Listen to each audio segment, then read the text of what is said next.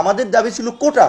এখন আমরা DC office আমরা চালাবো, এসপি অফিস আমরা চালাবো, সচিবালয়ে বসে ডিসি নিয়োগ আমরা দেবো, এসপি নিয়োগ আমরা দেবো, সচিব নিয়োগ আমরা দেবো। এটা বোধহয় অতি বাড়াবাড়ি এবং এটা অনাকাঙ্ক্ষিত একটা পরিস্থিতি তৈরি করবে, যেটা কারোই কাম্য নয়। আমি মনে করি তাদেরকে তাদের ক্যাম্পাসে এখন শিক্ষাঙ্গনে শিক্ষা কার্যক্রমে ফিরে যাওয়া উচিত। আর এখানে এখন যেটা বিভিন্ন জায়গায় যে মব জাস্টিস চলছে, যে আপনার দেখা যায় কেউ ছাত্র না, আবার 2-4 জন ছাত্র, একজন ছাত্র নেতা তার সাথে 40-50 জন ধরে নিয়ে একটা প্রতিষ্ঠানে যে ম্যানেজার তাকে বলছে আপনাকে পদত্যাগ করতে হবে। কোনো ব্যাংকে গিয়ে বলছে যে আমরা ওই আহত ছাত্রদের সহযোগিতা করতেছি, বন্যার্থদের জন্য ফান্ড তুলতেছি, আমাদেরকে আপনার সিএসআরএস থেকে আমাদেরকে 1 কোটি টাকা দেন, আমাদেরকে 10 লাখ টাকা দেন, আমাদেরকে 5 লাখ টাকা দেন।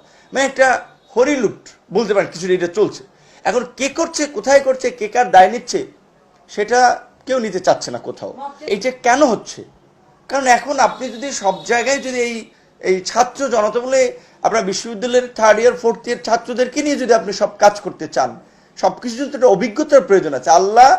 আল্লাহর নবীকে, ইসলাম ধর্মের প্রবর্তক, বিশ্বের সর্বশ্রেষ্ঠ মহামানব, তাকে নবুয়ত দিয়েছে 40 বছর বয়সে।